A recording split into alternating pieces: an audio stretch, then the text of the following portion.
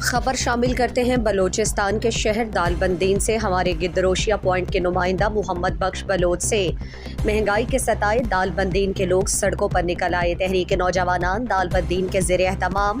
دالبندین شہر میں آٹے اور چینی کے مصنوعی بحران اور مہنگائی کے خلاف احتجاجی ریلی نکال کر شہید حمید بلوچ چوک پر مظاہرہ کیا گیا۔ مظاہرین نے ہاتھوں میں پلے کارڈز اٹھا رکھے تھے جن پر آٹے کے بحران، ضلع انتظامیہ کی نااہلی، نام نہاد انجمن سمیت مختلف کلمات درج تھے۔ مظاہرے سے تحریک نوجوان اتحاد دالبندین کے صدر حماد اللہ بڑیچ، عطاء الرحمان بڑیچ، شمس ناروئی،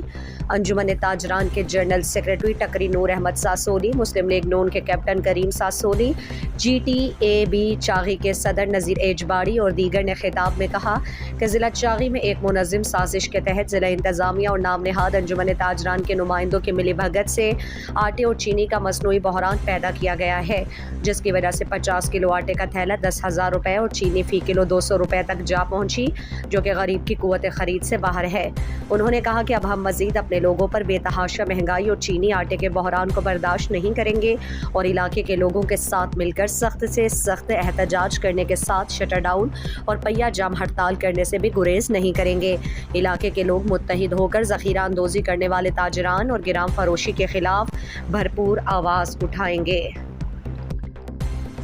مزید دلچسپ معلومات اور خبروں سے آگاہ ہونے کے لیے Gedrosia point Facebook page, Instagram, Twitter کو فالو اور یوٹیوب چینل کو سبسکرائب کریں۔ بیل آئیکن بٹن دبانا نہ بھولیں